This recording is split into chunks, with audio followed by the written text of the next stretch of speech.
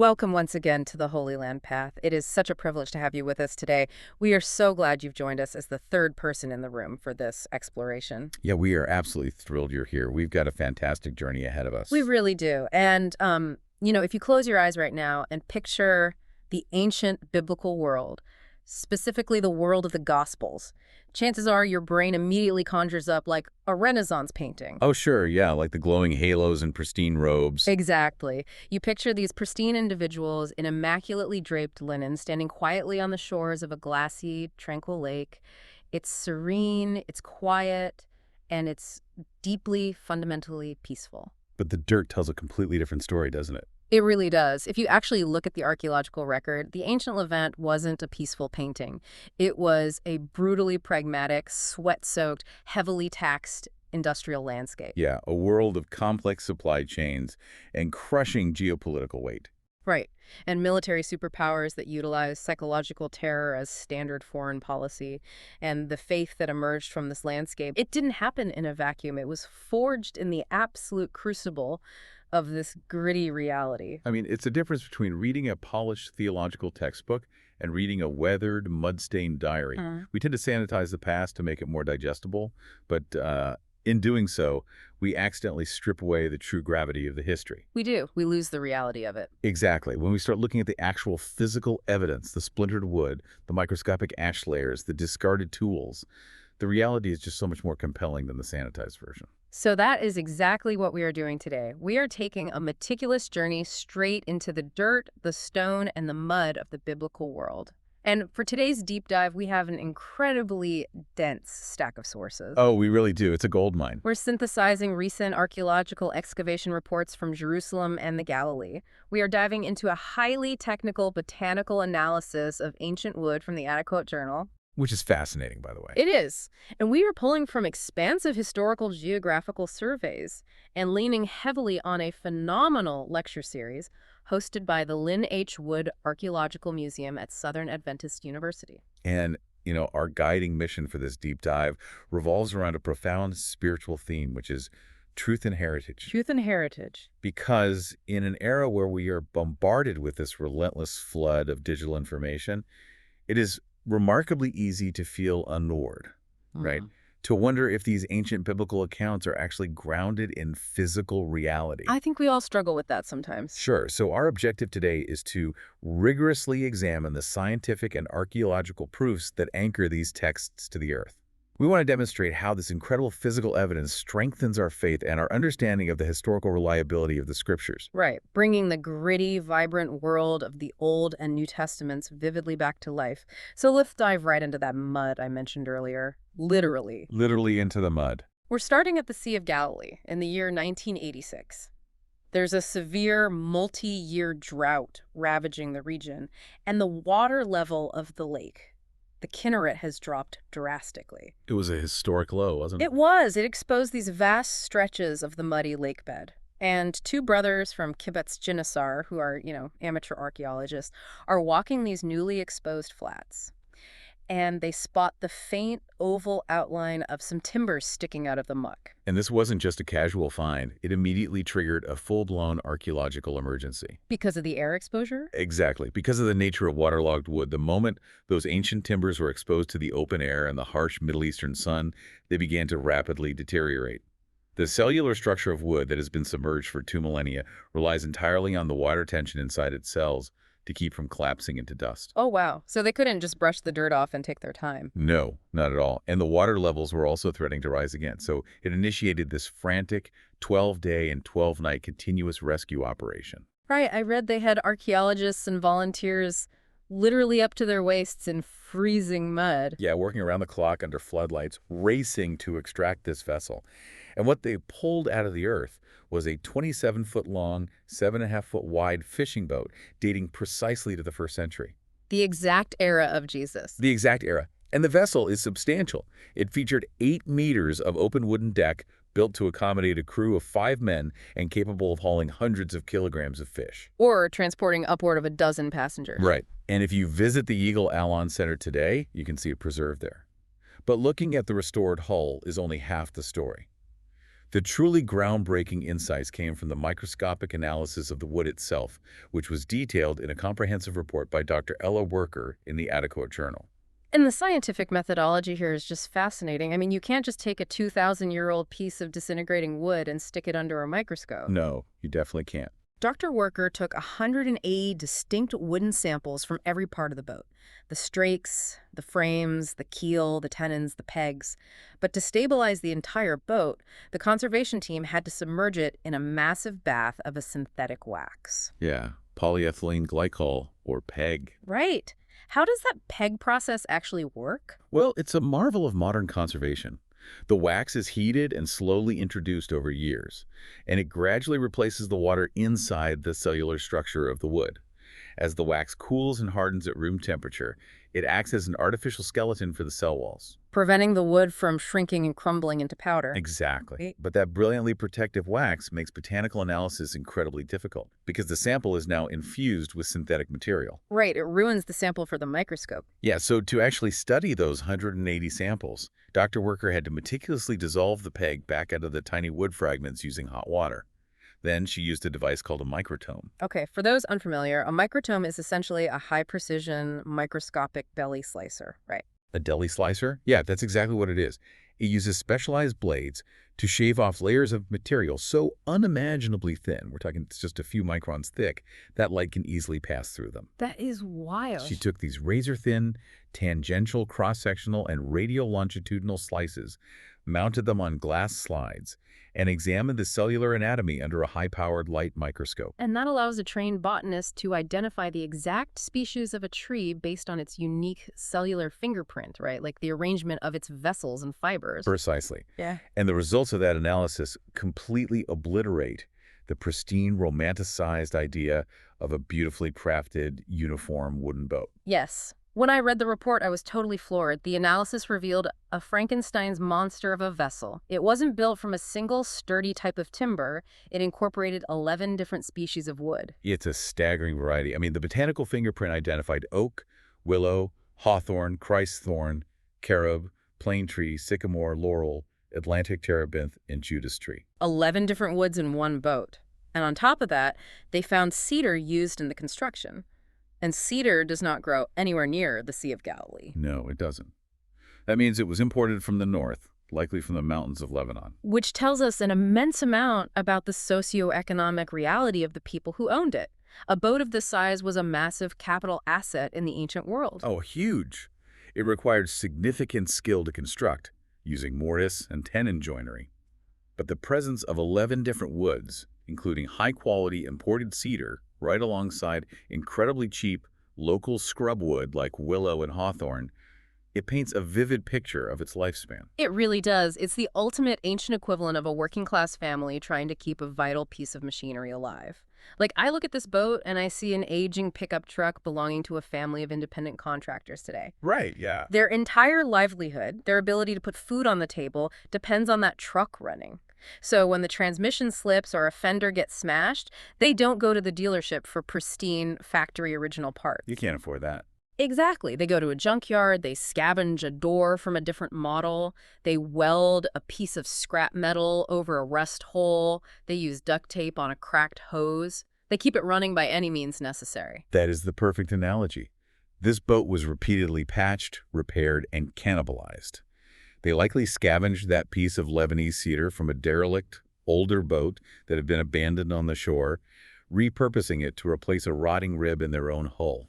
Wow. It shows a crew that is highly skilled, deeply resourceful, but operating under immense economic pressure. They were scraping by, constantly repairing their primary means of production because failure meant starvation. And that brings us to the crushing reality of the Galilean economy. We hear so many sermons that paint Peter, James, and John as these quiet, simple men, fishing leisurely on a serene lake, maybe catching a few fish for dinner. Right, the Sunday school version. Yes. But the archaeological footprint of the region proves that the fishing industry on the Sea of Galilee was a massive, industrialized, and heavily taxed economic engine. It was. If you look at the exhaustive surveys conducted by maritime archaeologists, they have identified the remains of 16 ancient harbors and anchorages, ringing this one relatively small body of water. 16. 16 distinct engineered harbor facilities. That's not a couple of guys with a line and a pole. That is an industrial scale operation. Absolutely. The lake was working the night shift. At night, the waters would have been dotted with the glow of oil lamps from dozens of commercial crews shouting over the waves, coordinating their maneuvers. And they were working at night specifically because of the gear they had to use, the trammel net. And I want to break down how this net actually works because it really highlights the sheer physical brutality of their daily or rather nightly lives. A trammel net isn't just a simple mesh wall. No, it is a highly engineered three-layered trap. Right. Break that down for us. So it consists of a large, loosely woven mesh panel on the outside, a very fine, tightly woven mesh panel in the middle, and another loose mesh panel on the other side. They are hung together on a single line with floats at the top and lead weights at the bottom so it stands vertically in the water. Right. So when a fish swims blindly into the net in the dark, it passes easily through the first wide mesh, hits the fine mesh in the middle, and its own momentum pushes that fine mesh through the third layer of wide mesh. Instantly creating a pocket that traps the fish. It's brilliant. But it has a major flaw, right? It only works if the fish can't see the net. Exactly. If the water is clear and the sun is up, the fish just swim right around it. That is why they fished under the cover of darkness. The crews would row out, silently deploy hundreds of feet of this heavy, wet netting in a wide arc, and then start violently beating the surface of the water with their oars. To terrify the fish. Yes, to terrify the fish into fleeing straight into the invisible trap. And then comes the grilling part. Hauling it in. I mean, you're pulling hundreds of pounds of soaking wet rope, lead weights, and thrashing fish out of the freezing water, hand over hand. In the dark. In the dark. You have to meticulously untangle every single fish from those complex pockets. You have to clean the weeds and debris out of the fine mesh so it doesn't tear, reset the net, and do it all over again, hour after hour. Cold, wet wool clinging to your skin, hands completely numb. Right.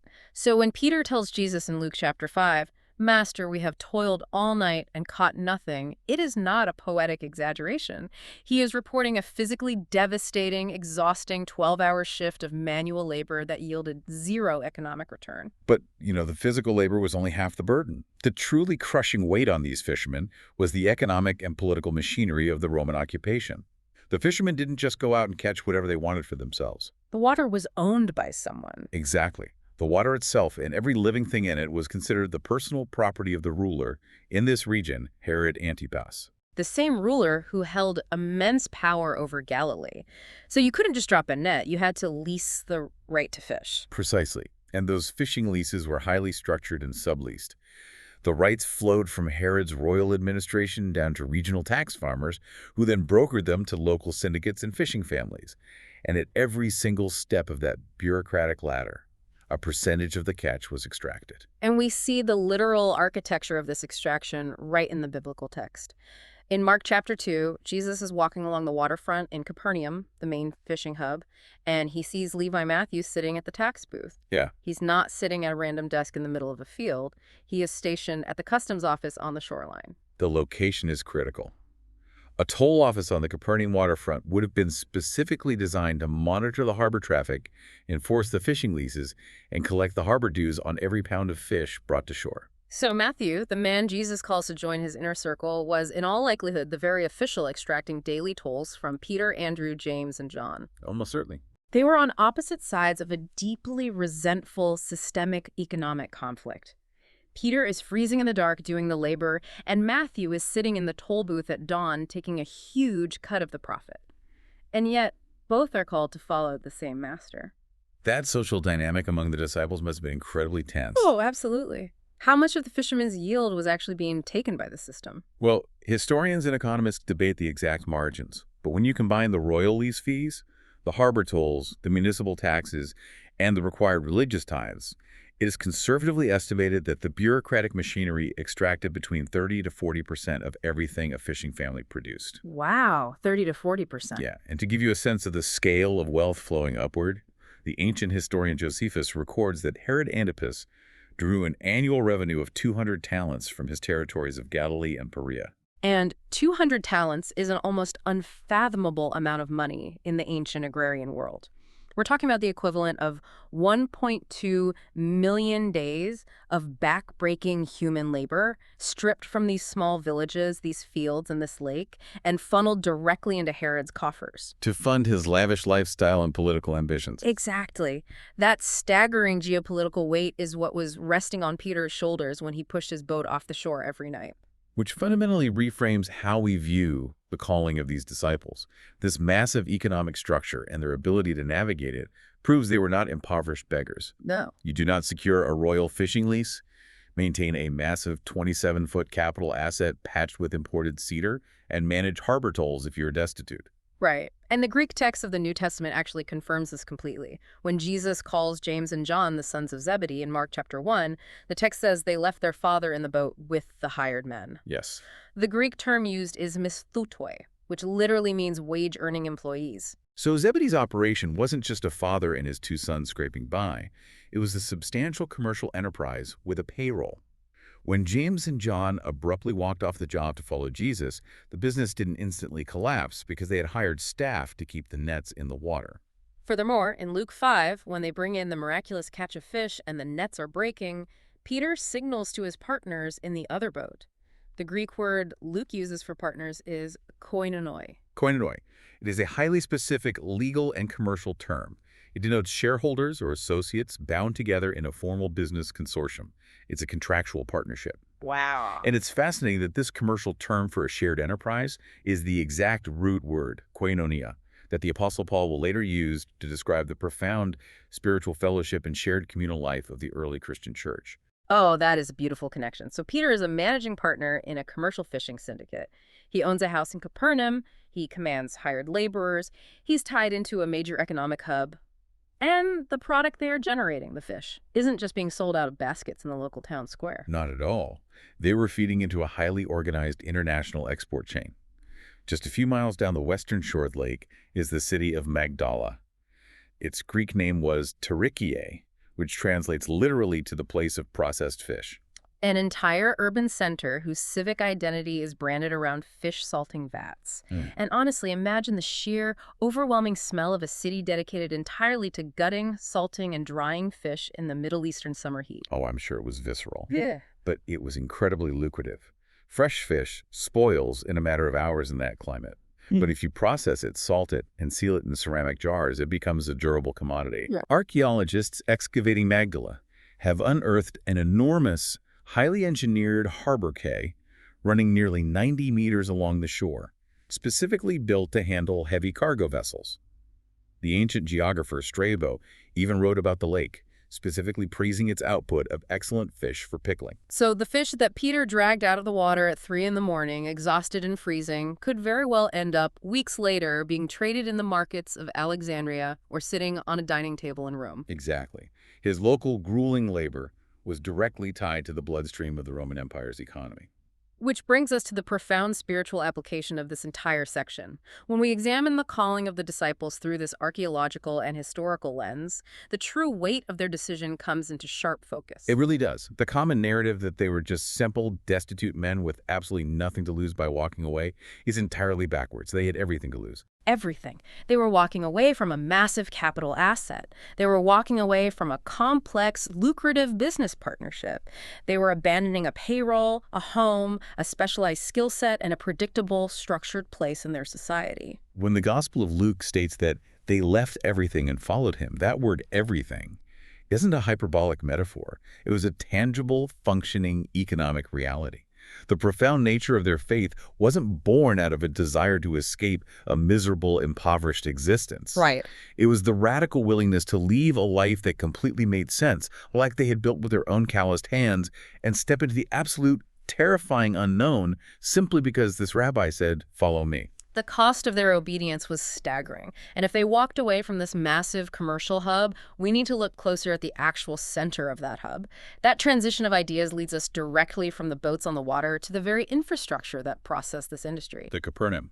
Yes. Let's move to Peter's hometown, the city that became the absolute epicenter of Jesus' Galilean ministry. Capernaum. Capernaum was a thriving, bustling town of perhaps 1,500 residents during the first century. But its importance vastly outweighed its population size because of its geography. It sat directly on the Via Maris, the Way of the Sea. Which was the major international trade artery connecting Damascus and the Eastern empires down to the Mediterranean coast in Egypt. Exactly. And because it sat on that international highway, it was the perfect bottleneck for taxation and administration. It was deep in Herod Antipas's territory, which perfectly explains the presence of a tax collector like Matthew and the garrison of a Roman centurion whose servant Jesus healed. Right, it was a border town, a customs hub, and an industrial fishing port all rolled into one. Today, the ruins of Capernaum, known in Arabic as Tel Hum, are one of the most significant archaeological and pilgrimage sites in the world. And the discoveries there provide us with an exact physical footprint of the gospel narratives. To understand the scale of the town, we have to start where the economy started, which is the waterfront. And that's where Mendel Nunn, the same expert who documented the lake's harbors, comes in. He uncovered the ancient harbor of Capernaum. And what he found completely shattered the idea of a sleepy little village. When the lake levels dropped, his surveys revealed a massive maritime infrastructure. They found an 8-foot-wide seawall that supported a paved promenade running 2,500 feet along the shoreline. Half a mile of paved waterfront. It's an astonishing feat of civic engineering. And extending off that massive promenade, they found several long piers jutting up to 100 feet out into the lake, designed to handle multiple large vessels simultaneously loading and unloading cargo. And the architecture of those piers was brilliantly adapted to the environment. Nunn found that some of the piers were paired and curved inward toward each other to create artificial protected pools, sheltering the boats from the sudden, violent windstorms the Sea of Galilee is famous for. Right, the squalls that we read about in the text. Exactly. And other piers were built with triangular pointed heads facing out into the water. And, why build a pier shaped like a triangle? Because it acts as a wave breaker, splitting the force of the incoming swell to protect the seawall. This is serious, sophisticated infrastructure. This was where Peter moored his patched-together boat. In just a short walk up from that bustling, noisy commercial harbor sits the religious center of the community, the synagogue. The biblical text repeatedly places Jesus in the Capernaum synagogue. It's where he cast out an unclean spirit, where he healed the man with the withered hand, and where he delivered the famous bread of life discourse recorded in John chapter 6. Right, and when you visit Capernaum today, the most striking feature on the site is the ruin of a massive, magnificent white limestone synagogue. It has towering columns and intricate carvings. But if you know your history, you look at it and say, wait a minute, this is far too ornate and classical for a first-century Galilean village. And you'd be right. The limestone structure we see today is not the building Jesus stood in. Numismatic evidence, specifically coins found sealed beneath his floorboards, firmly dates that white limestone structure to the late 4th or 5th century AD, long after the 1st century. Okay, so where is the first-century synagogue? Well, this is where the foundational archaeological principle of stratigraphy, studying how distinct layers of history stack on top of one another, becomes incredibly illuminating. Excavations led by Franciscan archaeologists Virgilio Corbo and Stanislao Freda dug beneath the floor of that 5th century building. And they found a completely different architectural footprint hiding underneath. They discovered that the beautiful white limestone walls were built directly on top of much older, rougher foundation walls made of black basalt stone, the local volcanic rock of the region. Yeah. And those black basalt foundations are actually slightly out of alignment with the gleaming white walls built above them, indicating they were built in entirely different eras. Exactly. When the archaeologists excavated beneath the floor level of those black basalt foundations, the pottery shards they recovered provided a firm, undisputed date, the 1st century. Okay, but this raises a logical question for, our listeners. If the later Byzantine community wanted to build a brand new synagogue, why build it slightly askew, balancing it directly on top of the old crumbling basalt foundations of a smaller building? Why not just clear a new flat plot of land 50 yards away and build it perfectly? It's a great point. It's because of the deeply ingrained Jewish and early Christian tradition of maintaining the sanctity of space. In antiquity, you do not simply abandon a sacred site when you want an upgrade. You build directly upon the holy footprint of the ancestors. Ah, vertical continuity. Yes. Because of this unwavering cultural practice of vertical continuity, the archaeological consensus is incredibly confident that those rough black basalt stones are the literal foundations of the very synagogue where Peter worshipped and where Jesus delivered his sermons. The physical reality mapping perfectly onto the text. But as incredible as the synagogue is, it is not the crown jewel of Capernaum. Just a stone's throw south of the synagogue, closer to the water, Archaeologists in 1968 began excavating the ruins of a very strange octagonal Byzantine church. Right. And as they dug down through the stratigraphy beneath the center of that octagon, they hit the remains of a humble first-century domestic house. A house that aligns in location and layout perfectly with the gospel accounts of the home of the Apostle Peter. The New Testament records that Jesus healed Peter's mother-in-law in this house, and it subsequently became the primary base of operations for his entire Galilean ministry.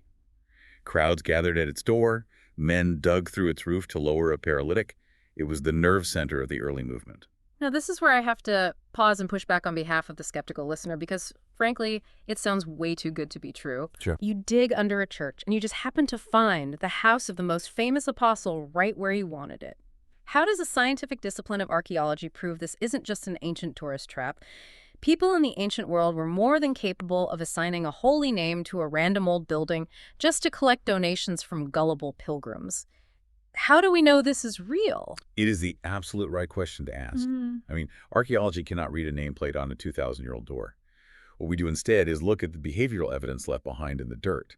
We analyze how the human function of the building shifted over time, layer by layer. The behavioral stratigraphy. Yes, when we look at the first century layer of this specific house, it is completely normal. It's built of rough basalt, and the artifacts found in the dirt floor are typical for a family dwelling. Every day, cooking pots, bowls, grinding stones. It was a domestic home. Okay. But when you move up to the layer dating to just after the middle of the first century, merely a few decades after the crucifixion and resurrection of Jesus, the archaeological record shows a massive, radical shift in human behavior. The domestic items vanish. Entirely. The everyday cooking pots and domestic debris completely disappear from the site. People stopped living in it as a normal family home. The pottery assemblage is replaced almost exclusively by large storage jars and a staggering number of oil lamps. Wow. Furthermore, the architecture of the main room was intentionally altered.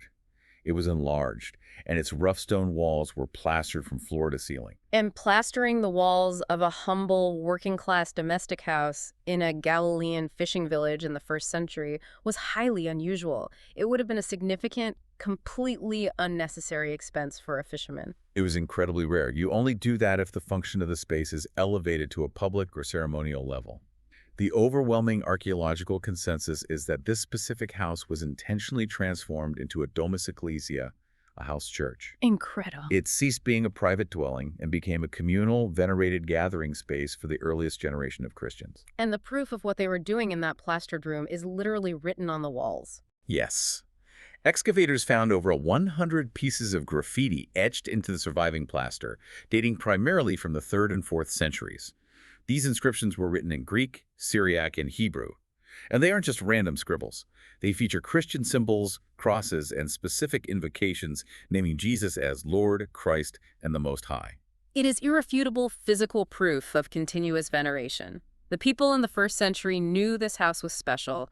They passed that knowledge to the 2nd century, who passed it to the 3rd, who carved it into the walls. It forms an unbroken physical chain of memory. By the time the Byzantine Empire adopted Christianity in the 5th century, they recognized the supreme importance of this specific room.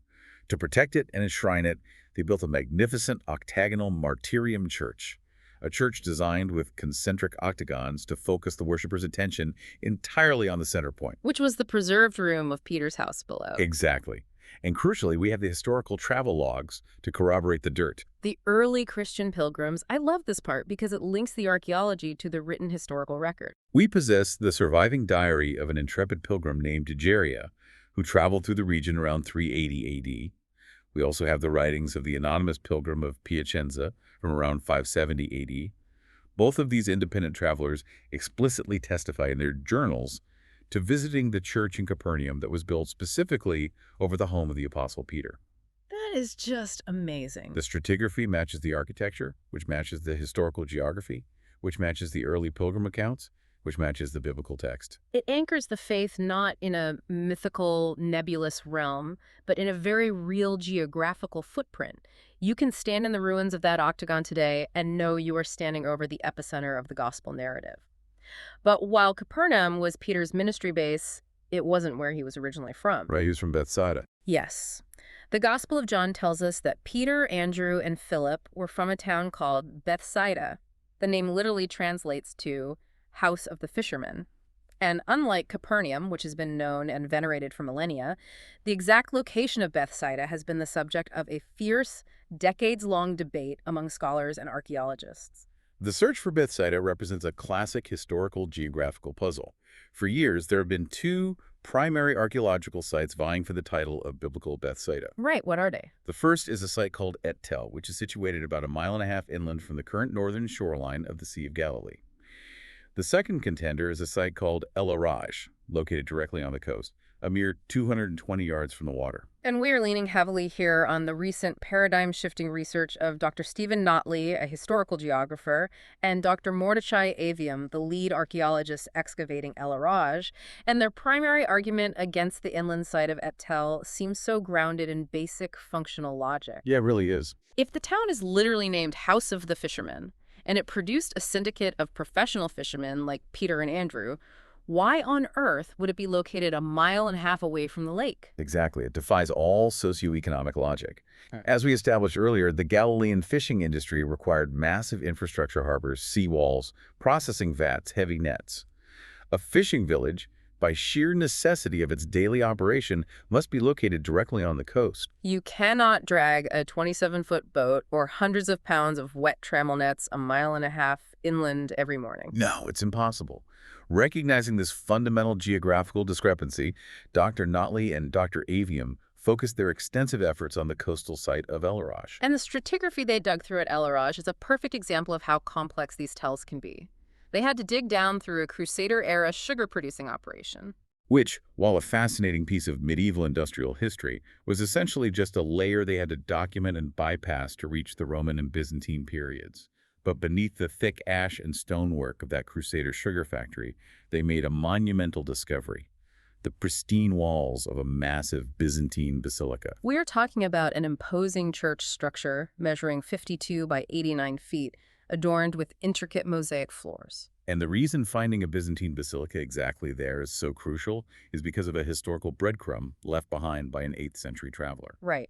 In the year 724 AD, a Bavarian bishop named Willibald made a detailed pilgrimage around the Sea of Galilee. He kept an itinerary of his travels. He recorded that he departed from Capernaum, traveled east, and arrived at Bethsaida. And in his journal, he explicitly noted that a large church had been built there, specifically to commemorate the home of Peter and Andrew. So the logic is clear. If the coastal site of El Araj is truly biblical Bethsaida, there must be a Byzantine church buried there. And they found it. But the story doesn't stop with just finding the walls. In 2022, the excavation team didn't just find the church. They unearthed the absolute undeniable smoking gun. Okay, this is my favorite part. While meticulously excavating the sacristy, which is the preparation room located directly behind the apse of the church where the holy vessels and vestments were kept, they cleared away centuries of dirt to reveal a perfectly preserved, complete Greek mosaic inscription embedded in the floor. It was beautifully framed by a border of black glass tesserae. Okay, break down the text of that mosaic because this completely tips the scales of the debate. The Greek inscription identifies the donor of the mosaic as a man named Constantine, the servant of Christ, not the famous Roman emperor, but a wealthy local benefactor. But the vital piece of evidence is the dedicatory prayer attached to his name. The inscription formally petitions for intercession for the chief and commander of the heavenly apostles. And in the highly structured formulaic language of Byzantine Christian liturgy, who is the chief and commander. That specific exalted title is utilized almost exclusively in Byzantine literature to designate the Apostle Peter. It is stunning. You have a massive Byzantine basilica located on the exact coastal shores where a fishing village had to be, matching the geographic itinerary of an 8th century bishop, featuring a floor mosaic explicitly dedicating the site to Peter. As Dr. Notley stated in the excavation reports, this discovery is the strongest, most definitive indicator yet that this specific basilica was built to commemorate the ancestral home of Peter and Andrew. It perfectly aligns Byzantine historical tradition with the physical dirt of El Araj. If we tie this incredible string of discoveries from the boat to the Capernaum house to the Bethsaida mosaic back to our guiding theme of truth and heritage, it shows that the physical landscape remembers what the text recorded. What stands out to me is the immense dedication, the sheer expenditure of resources by these early Byzantine Christians. They didn't just casually remember these locations through oral folklore.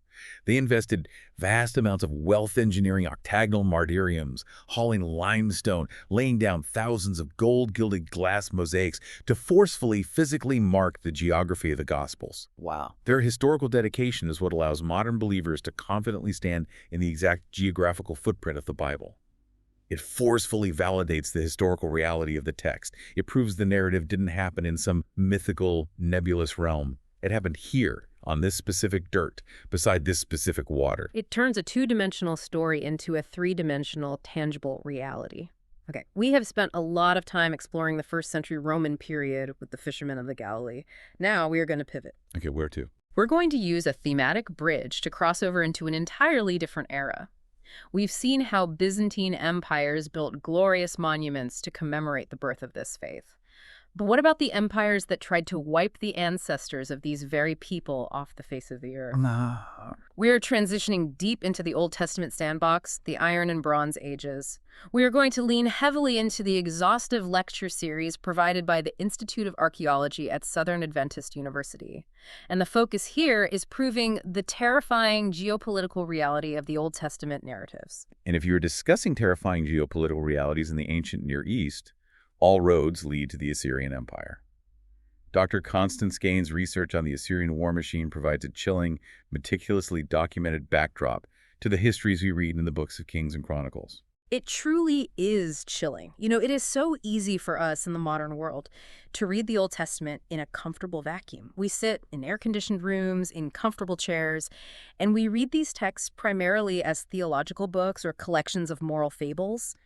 But these ancient Judean kingsmen like Hezekiah or Josiah, they were not dealing with theological metaphors. They were dealing with real-world, bloodthirsty geopolitical monsters. Yeah, try to put yourself in their shoes for a moment. Imagine standing in the fortified stone gate of your city, looking out at the horizon, and knowing that the greatest, most brutally efficient war machine the planet had ever seen was marching systematically toward your home. It's terrifying. And the Assyrian strategy relied on psychological terror just as much as physical destruction. They were masters of dread. Dr. Gain outlines 4 highly structured, escalating stages of Assyrian warfare. They didn't just show up and blindly start smashing down walls. Right. What was the first stage? First, there was the phase of negotiation. They would send emissaries demanding exorbitant tribute and total political submission.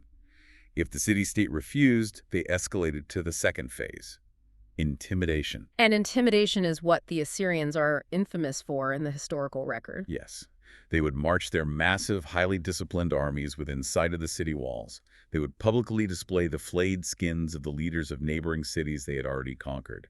They would impale captives on stakes in full view of the defender.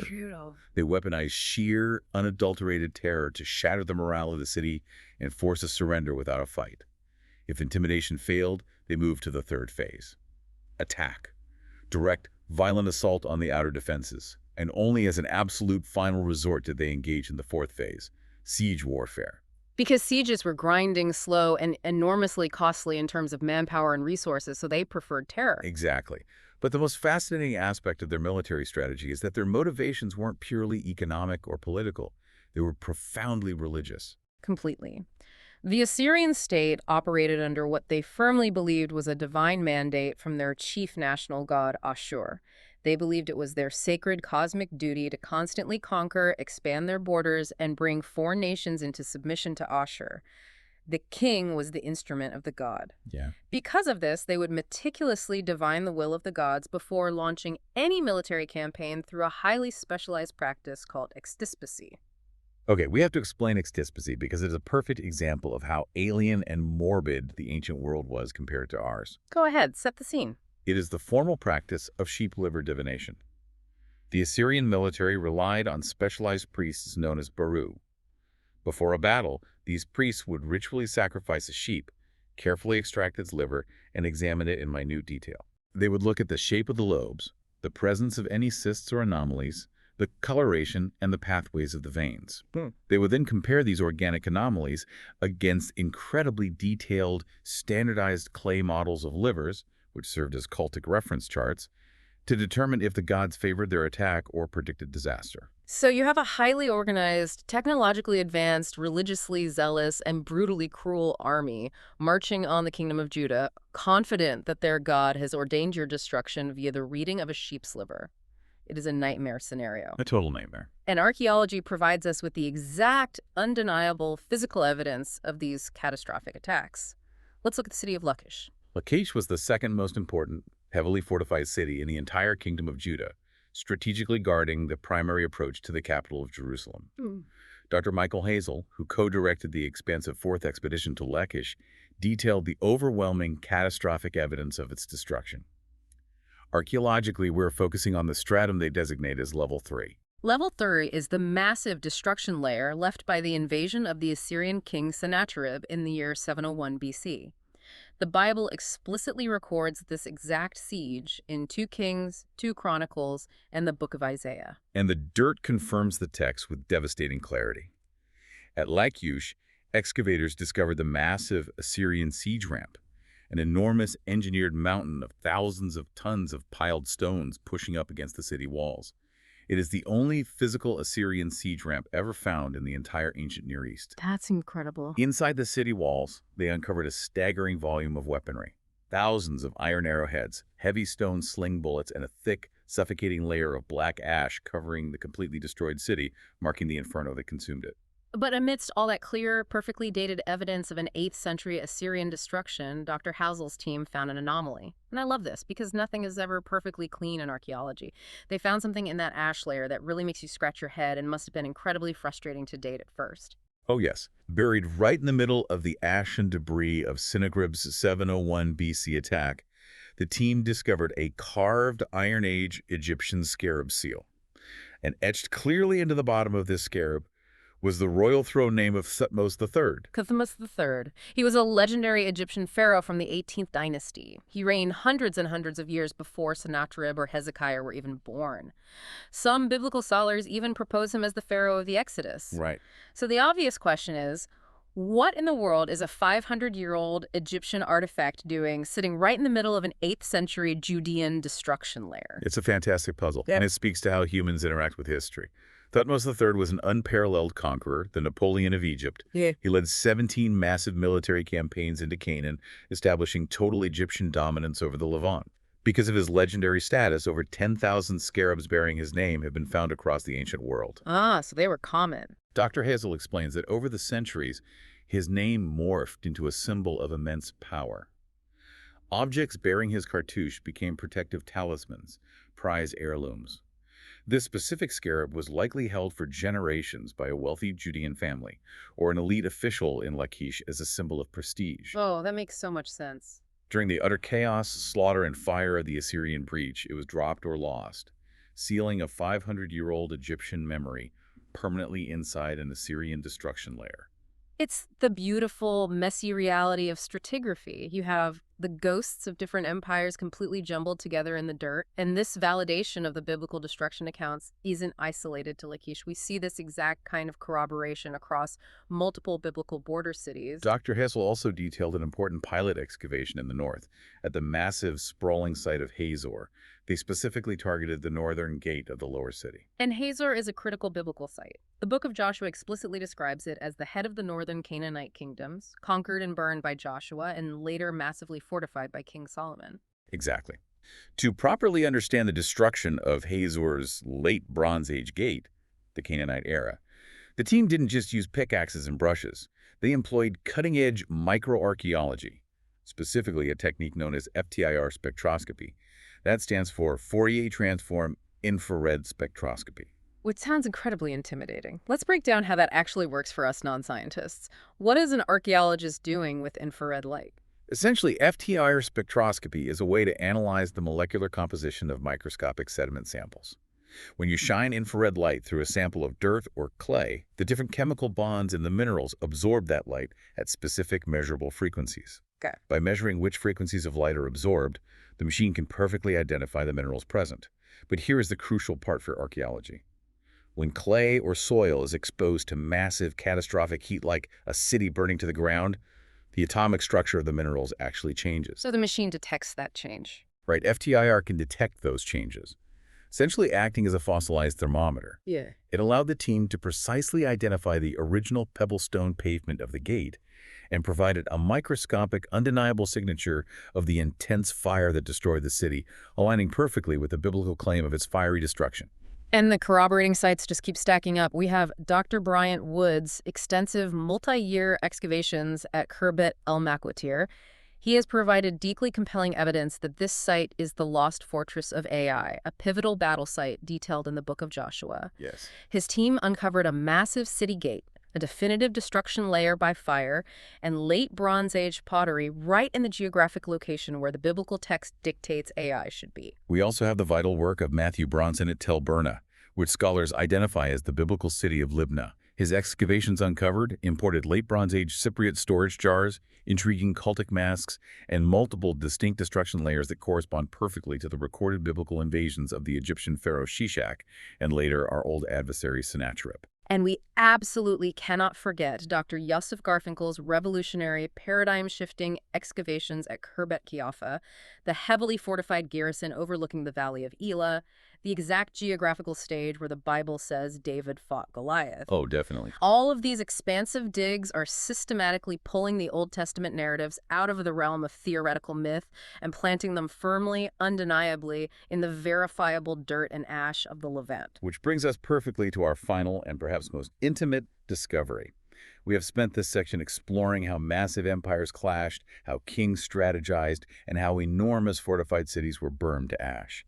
But our last source takes us entirely away from the grand, bloody battlefields and drops us directly into the quiet, private living rooms of ancient Jerusalem. Yes, and we are bringing the timeline right up to the absolute present day. This is a brand new discovery from the summer of 2026, excavated straight out of the Tower of David the Kishel complex in the old city of Jerusalem. The lead archaeologists, Dr. Amit Riem and Dr. Ayala Zilberstein, were conducting meticulous salvage excavations ahead of the construction of the new Schulich Pavilion at the museum. While their team was carefully sifting through the earth, extracted from a secure First Temple period layer dating precisely between the 8th and 6th centuries BCE, they uncovered a small, unassuming, broken piece of clay. But the trained eye recognizes that it wasn't just a random piece of broken pottery. It was a mold, specifically a negative mold used to cast the faces of Judean pillar figurines. Now, to grasp why finding a mold is such a monumental breakthrough, you have to understand the figurines themselves. These are small, stylized clay statues, usually standing about 10 to 20 centimeters tall. They are incredibly ubiquitous in the First Temple period. What do they look like? The bodies were hand-modeled, typically forming a solid pillar base, depicting a woman holding her breasts, and they were vibrantly decorated, painted in bands of bright yellow, red, and black. But the heads weren't hand-sculpted. The heads were mass-produced by pressing wet clay into a specialized mold to give them uniform, detailed facial features. And they found one of these exact manufacturing molds. The artifact was incredibly delicate. They handed it over to Tamar Gonen, a premier ceramics conservation expert at the Israel Antiquities Authority. She, painstakingly, under magnification, removed every single grain of 2,500-year-old dirt to reveal the intricate reverse details carved into the negative space. Right. Then, a restoration expert named Slava Kalendashov took the ancient mold and actually poured a modern casting material into it to see what the original artist intended to produce. I saw the high-resolution photos of the replica cast. It is absolutely stunning. You see a remarkably clear, distinct face with prominent, striking features and highly detailed, stylized curly hair. It is a face from the First Temple period staring right back at you. It really is. But this begs the question. Why is finding the mold such a massive deal? Archaeologists have already found thousands of the actual figurines across Judah. Why does the tool matter more than the product? Because finding the mold conclusively proves lawful industrial-scale production. Prior to this discovery, we knew the Judeans possessed these figurines in vast quantities, but scholars debated their origin. Were they importing them? That kind of thing? Exactly. Were they importing them from neighboring Canaanite or Phoenician cultures? Were they brought in by foreign merchants? Finding the actual manufacturing mold buried in the heart of Jerusalem proves beyond a shadow of a doubt that there was an active, sophisticated local Judean industry manufacturing these items right in the shadow of Solomon's temple. Which instantly introduces a massive, undeniable theological tension into the archaeological record. What were these mass-produced figurines actually being used for by the people of That Jerusalem? is the core of the debate outlined by Debbie Benamy, the Iron Age curator at the IAA. Because these figurines are found in the ruins of almost every single excavated house from this period, we know with certainty they were objects of daily widespread use. But their function is debated. Fiercely debated. Were they literal, idolatrous representations of the Canaanite fertility goddess Asherah? Were they simply benign children's toys? Or were they protective amulets, a kind of superstitious talisman meant to bring domestic blessing, fertility, and luck to the household? Okay, let's synthesize this because this one small artifact perfectly, beautifully illustrates the profound spiritual struggle that forms the core of the Old Testament narrative. It does. When you read the biblical prophets, men like Isaiah or Jeremiah, they are constantly desperately screaming about the creeping danger of idolatry. But the physical evidence shows us that the spiritual struggle of ancient Israel wasn't just happening in the grand public royal courts of the temple. It was an insidious domestic struggle happening right in people's private living rooms. It was a crisis of syncretism. Exactly, syncretism. A Judean family might very well go to the Temple of Solomon on the Sabbath to offer an Orthodox sacrifice to Yahweh, to do everything by the book, but then they go home and they keep a little mass-produced clay pillar figurine on the mantelpiece, just in case. Just for a little extra luck with the crops, or fertility for the family, or protection from disease. Right. It's that blending of faith, that subtle domestic compromise that the prophets continually warned would be their ultimate undoing. And if we connect this tiny clay mold to the grand, sweeping geopolitical history we discussed in the previous section, the picture becomes complete. It was precisely this domestic idolatry, this slow, stubborn drift away from the covenant of Yahweh, that the biblical text explicitly says ultimately provoked the judgment of God. The very judgment that was carried out by the Assyrian war machine at Lachish, and later, definitively, by the Babylonian Empire under Nebuchadnezzar, who burned Jerusalem and its temple to the ground in 586 BC. This one tiny mold connects the quiet, internal spiritual rebellion of a family to the massive fiery destruction layers we find in the dirt. It all ties together with terrifying precision. It absolutely does. It proves that the sweeping grand history recorded in the biblical text is an incredibly faithful, accurate reflection of the messy, complicated reality lived by the people. The dirt doesn't lie. It holds the scars of their rebellion and the ash of their consequences. The science of archaeology acts as our lens, bringing the murky past into razor-sharp focus, which leaves us with a lingering thought to ponder as we wrap up today's exploration. We've covered everything from frozen fishermen to Assyrian siege engines. But consider this, for all the incredible discoveries we've discussed today, we have only scratched the absolute surface. That is the most thrilling part of this discipline. Consider the physical hands of history we've traced today. Oh, yeah. The calloused, freezing hands of Peter, hauling wet trammel nets out of the black waters of the Galilee at 3 in the morning. The meticulous, devoted hands of a Byzantine mosaic artist pressing gold-gilded glass tesserae into mortar to ensure a saint was remembered centuries later. The dusty, skilled hands of a Judean potter pressing wet clay into a figurine mold in a noisy Jerusalem workshop. That puts it in such perspective. Archaeology isn't simply a sterile collection of rocks, stratigraphy, and carbon dates. It is the profound work of connecting our faith today to the real, breathing, flawed people of the past who actually lives out the biblical story. And the thought I want to leave you with is this. The ground is still speaking. Right now, at this very second, beneath the modern living rooms of Jerusalem, or buried deep beneath an unexcavated, weed-covered hill in the Galilee, there are thousands of unseen artifacts waiting in the dark. The next Peter's house, the next Assyrian siege weapon, is sitting under a parking lot somewhere, waiting for a shovel to strike it. The history isn't finished. No, it is still actively waiting to flip our understanding again. It makes the biblical text three-dimensional, alive, and ever unfolding. If you enjoyed this journey, please subscribe and follow the Holy Land Path on this platform so you never miss a discovery. We have so much more of this incredible history to explore together. There is always more truth to uncover in the dirt. Until next time, keep walking the ancient paths. God bless you.